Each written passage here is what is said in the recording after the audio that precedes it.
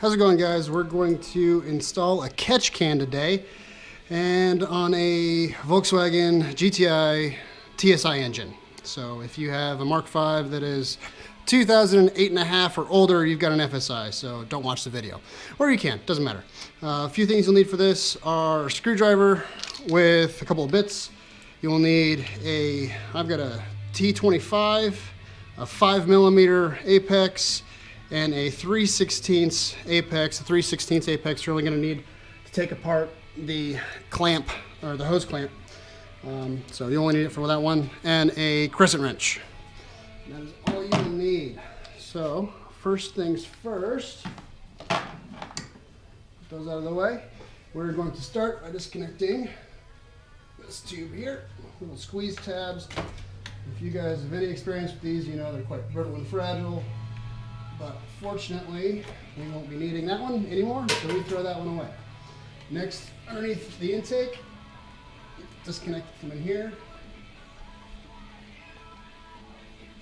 Sometimes, there we go, pops out. Now, disconnect your coil packs.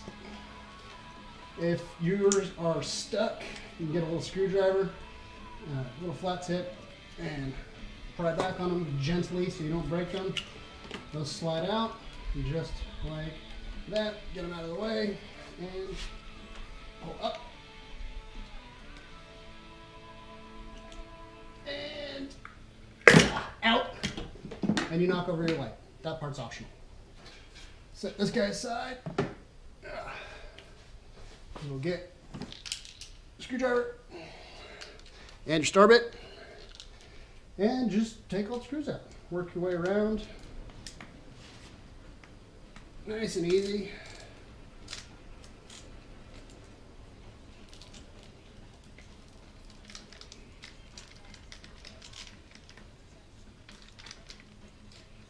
One.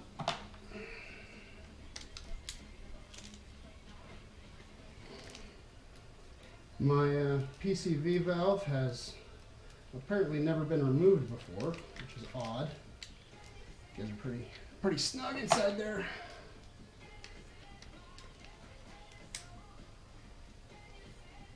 Ugh.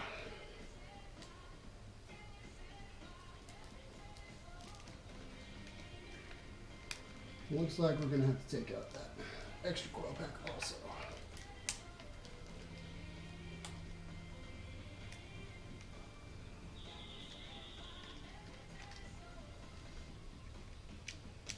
There we go. And we'll pop this guy up for good measure.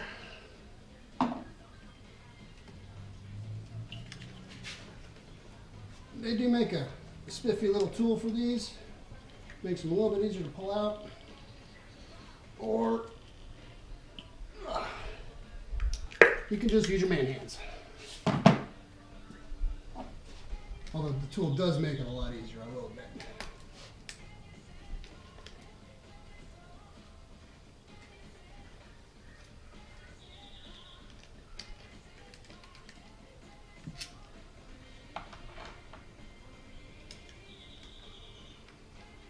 And I got the knock the valve. Not worry about it right now.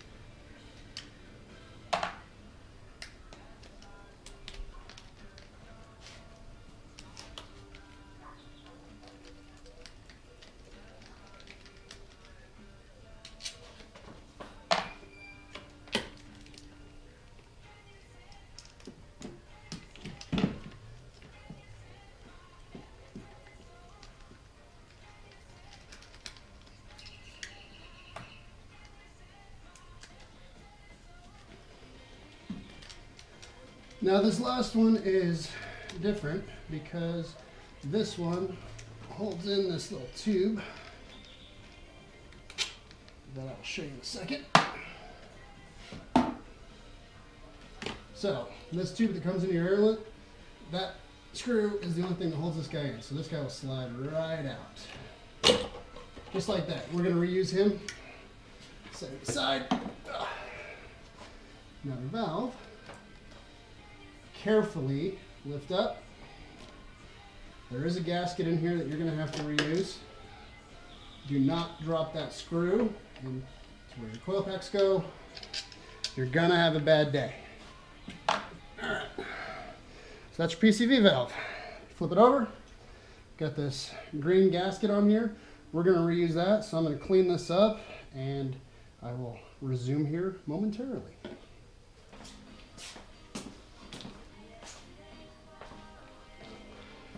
Alright guys, so we have swapped over the gasket to the new one from CTS Turbo. Pulled the green gasket out of here as you can see and just swap it right over. Cleaned it up a little bit. Now, word of caution when you're doing this, I sort of kind of degreased my engine before doing this because I didn't want a lot of particulates and things potentially falling down in here. So it's a good idea to clean off your mating surface. And when you do this, do not swipe dab because these things are sticky, so they should, in theory, stick to your rag. Now, if you start swiping, you're going to knock a lot of this dirt, grease, and grime back in, and you don't want that. So once your mating surface is good and clean, we will go ahead, put my screwdriver down because I don't need it right now. Take this guy, flip him over, wind up, nice and easy. Work him into place, like that. You're going to want to, at this point, go ahead and swap over to your 5mm apex bit and start, don't tighten, all your screws. There we go. All you're trying to do right now is keep it in place because we still have to put that tube back on to the intake pipe. So while you're doing this, you will notice you will have one extra screw because that screw is going to keep this guy captive.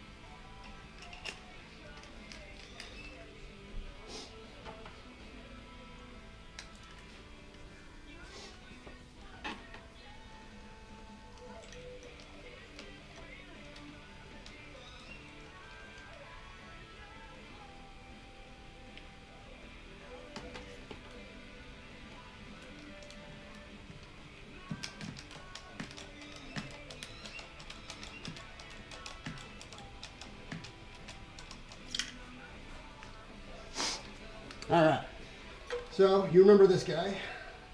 When you do this, slide him into the valve first.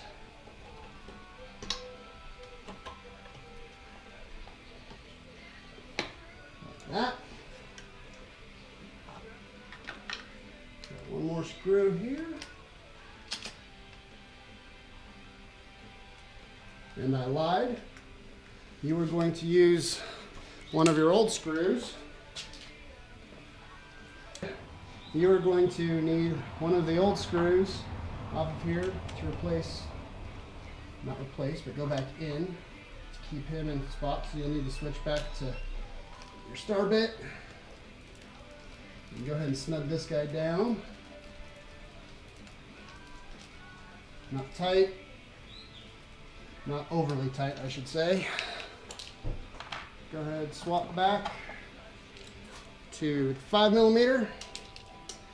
At this point, if you feel like it, you can reconnect them on the intake side. We'll wait to do that last. Now, when you're doing this, you want to make sure You tighten down, get them all snug, and then tighten down around and evenly. Get this thing mated nice and flush. You don't want to get it warped down. There we go. Get them all snug, a little extra, and just go around. Good circular pattern.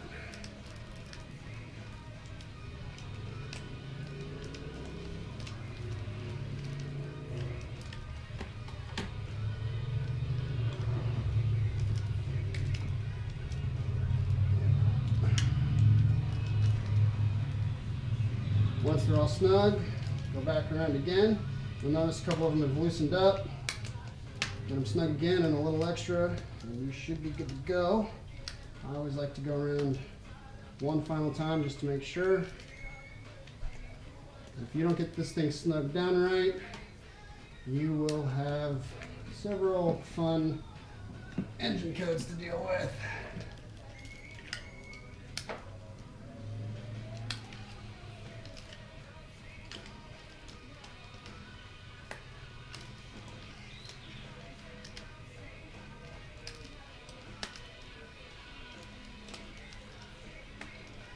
Cool.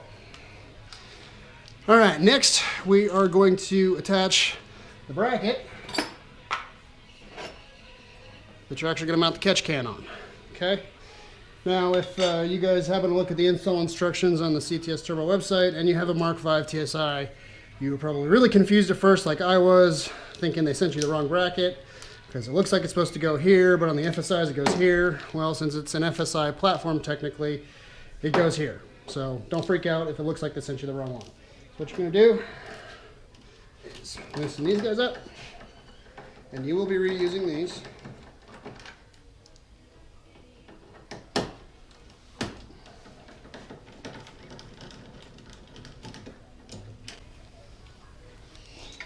Take your bracket, you're going to slide him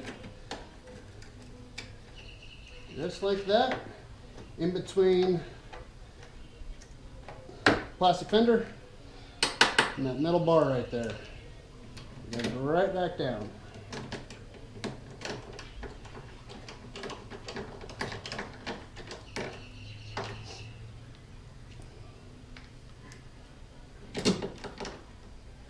I think I missed. Nope, we're good.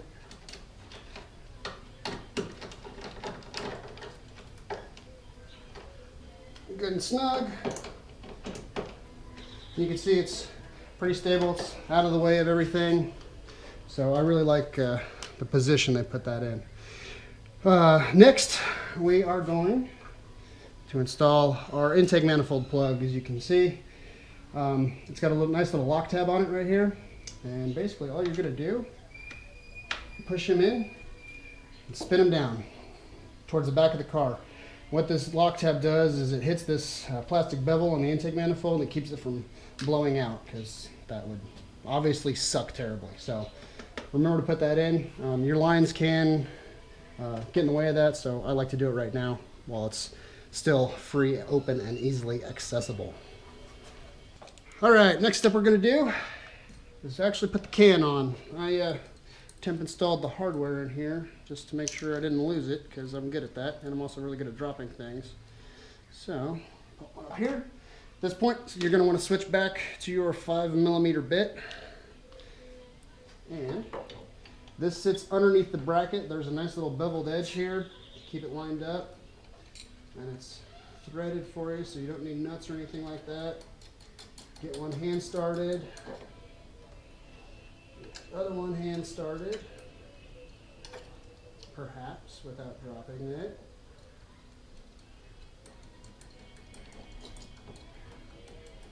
There you go. Using your 5mm, snug it down.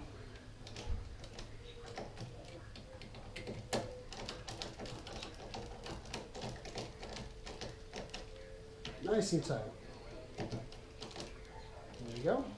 Now, for the hoses, these have to go from one port to another very specifically. What I did was I took a green grease pencil and I marked which line goes to which port. So this port goes to this port. And since it's on the outside of where we're going to be routing those, you will notice conveniently that one hose is a little bit longer than the other. So we're going to use the long hose on the outside and the smaller hose on the inside. So it'll sit like this. We're going to put the smaller hose on first, work our way out. Get it started by hand. Don't cross thread it. Over here.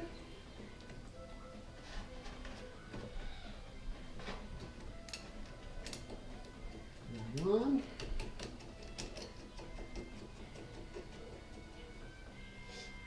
Get hand snug. And the long hose.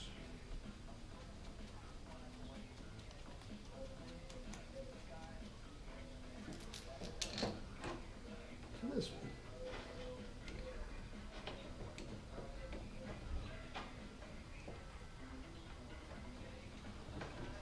Hey, it wants to fight me a little bit. There we go, that's better.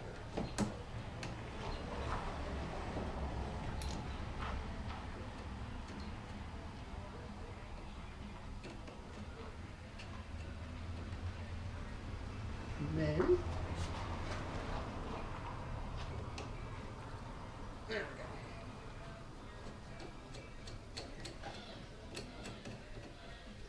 Now, one thing that if you've done any catch can research, you'll see a lot of forums, posts and things like that saying, well, my lines are freezing and I don't get it and why is it doing that? So you've got gravity, right? Excuse me. If you have a low spot in these lines, and by low spot I mean if these lines sag below these ports, gravity does its work and it keeps the fluid there. It actually doesn't drain into the catch can. So if you're in a place where it freezes regularly, you will get frozen moisture in there. And when you go to start your car, you will notice a rear idle and lots of smoke coming out the tailpipe. So do yourself a favor and make sure that you have a downward angle from here to here with no low points like this. Keep them up. All right. Use your crescent wrench.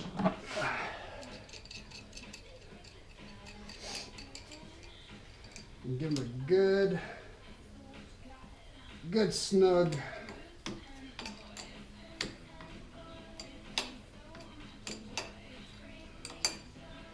I guess my fingers weren't as strong as I thought they were. There we go. Nice and snug. Same thing over here. Now remember, you do have a metal bracket here, so try to support it with your hands as best you can. There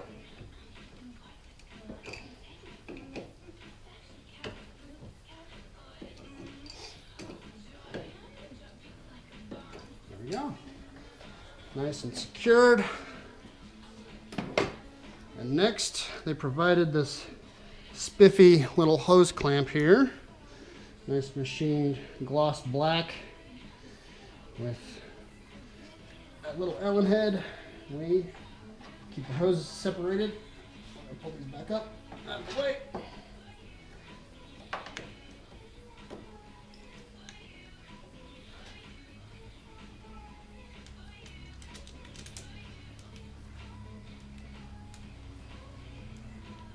Try to get it started.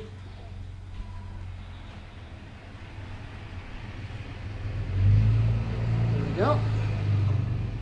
And this is the one part of the job that you need that 3/16 for.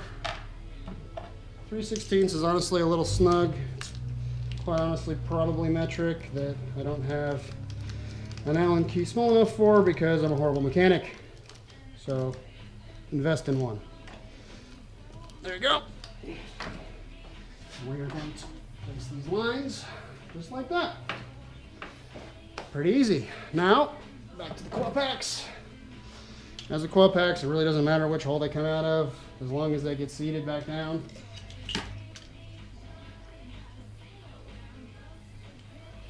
One,